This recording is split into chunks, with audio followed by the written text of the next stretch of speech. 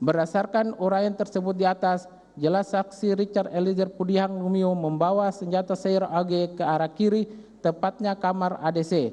Hal tersebut membuktikan rapuhnya bangunan argumentasi penuntut umum dalam menguraikan surat tuntutannya.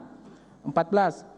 Penuntut umum berasumsi dan menafsirkan bukti CCTV secara berlebihan saat menyampaikan peristiwa terdakwa naik ke lantai 3 bersama saksi Kuatmaruf dan bertemu dengan saksi Ferdi Sambo.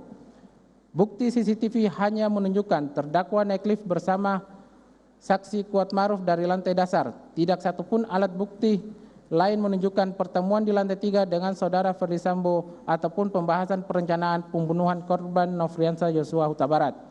Waktu CCTV menunjukkan sekitar pukul 15.00, terdakwa dan saksi Kuatmaruf naik ke atas menggunakan lift, kemudian tidak berselang lama pada waktu CCTV sekitar pukul 15.03 terlihat saksi Kuatmaruf turun menggunakan tangga samping lift.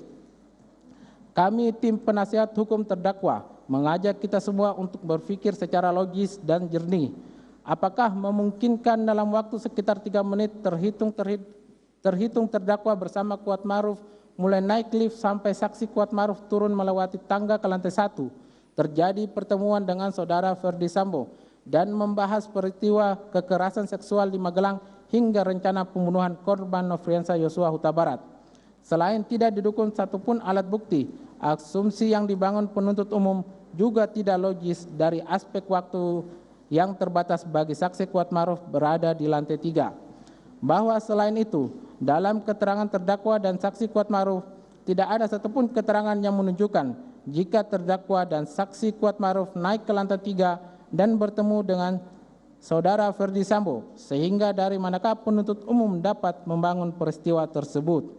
Padahal tidak ada satupun keterangan dan alat bukti lainnya yang mendukung dan menunjukkan adanya peristiwa tersebut.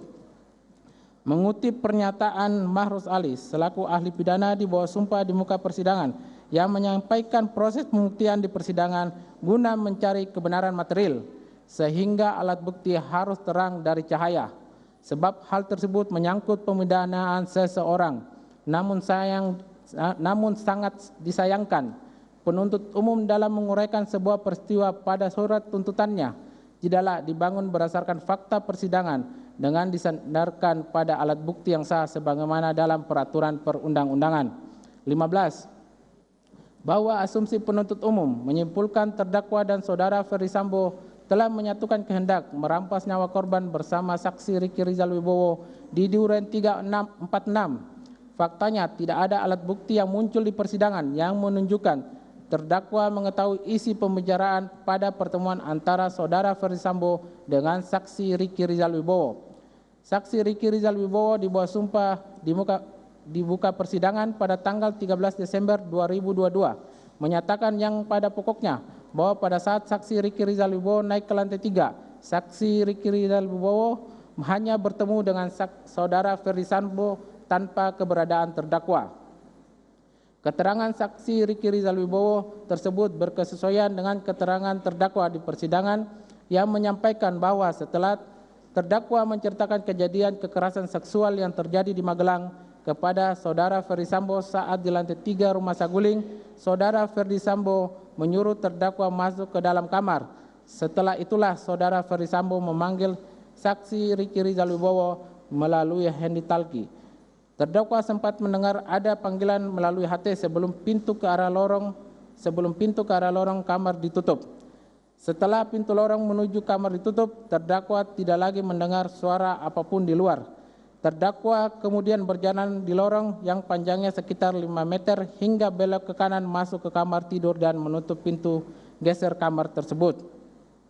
Selaras dengan keterangan saksi di muka persidangan tersebut di atas, maka ketidaksempurnaan asumsi penuntut umum yang menyisihkan keterangan yang disampaikan saksi Riki Rizal Wibowo dan terdakwa tersebut patut untuk dikesampingkan. 16. Penuntut umum kembali hanya menggunakan keterangan satu saksi yang berdiri sendiri, yaitu saksi Richard Eliezer Pudihang Lumiu. Penuntut umum mengungkapkan saat terdakwa mendengar pertanyaan saudara Ferdi Sambo, maka terdakwa keluar dari kamar menuju sofa dan duduk di samping saudara Ferdi Sambo sehingga ikut terlibat dalam pembicaraan antara saksi Richard Eliezer Pudiang Lumiu dan saudara Ferdi Sambo.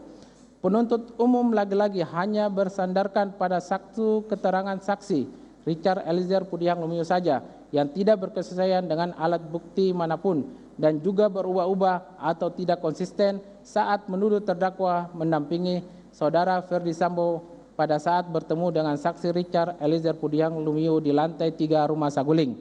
Sebagaimana diuraikan penuntut umum dalam surat tuntutannya, bahwa terdakwa yang mendengar perkataan saudara Ferdi Sambo langsung keluar dari kamar menuju sofa dan duduk di samping saudara Ferdi Sambo, sehingga ikut terlibat dalam pembicaraan antara saksi Richard Eliezer Pudiang Lumiu dan saudara Ferdi Sambo. Tuduhan ini selain bertentangan dengan keterangan terdakwa dan keterangan saudara Ferdi Sambo, keterangan saksi Richard Eliezer Pudiang Lumiu juga tidak logis dan mengada-ngada karena jarak dari kamar ke ruang tempat saudara Ferdi Sambo bicara dengan saksi Richard Eliezer Pudiang Lumiu cukup jauh karena harus melewati lorong sepanjang sekitar 5 meter dan pintu sudah tertutup sejak sebelumnya ketika saudara Ferdi Sambo memanggil saksi Riki Rizal Wibowo. Saksi Riki Rizal Wibowo juga menyampaikan di persidangan saat saksi bertemu dengan saudara Ferdi Sambo, saksi tidak melihat keberadaan terdakwa. Penuntut umum tidak cermat memperhitungkan kondisi ruangan yang berjarak cukup jauh ke kamar dan ruang yang kedap suara ketika pintu ditutup. Sebagaimana keterangan terdakwa di persidangan menyampaikan, setelah terdakwa menceritakan kejadian kekerasan seksual yang dialaminya di Magelang kepada saudara Ferdi Sambo di lantai 3 Rumah Saguling, saudara Ferdi Sambo memerintahkan terdakwa untuk masuk ke dalam kamar. Kemudian saudara Ferdi Sambo memanggil saksi Riki Rizal Wibowo melalui handi talki. Keterangan terdakwa tersebut berkesesuaian dengan keterangan saksi Riki Rizal Wibowo di bawah sumpah di muka persidangan yang pada pokoknya menyampaikan bahwa pada saat saksi Riki Rizal Wibowo naik ke lantai 3, saksi Riki Rizal Wibowo hanya bertemu dengan saudara Ferdi Sambo tanpa keberadaan terdakwa.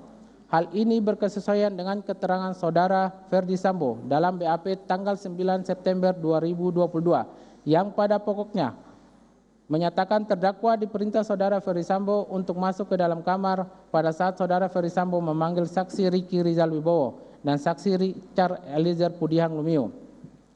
Adapun keterangan saksi Richard Eliezer Pudiang Lumiu di setiap tingkat pemeriksaan selalu berubah-ubah terkait peristiwa tersebut adalah sebagai berikut. 1. Dalam BAP, saksi Richard Eliezer Pudiang Lumiu tanggal 5 Agustus, saksi Richard Eliezer Pudiang Lumiu hanya mengatakan ketika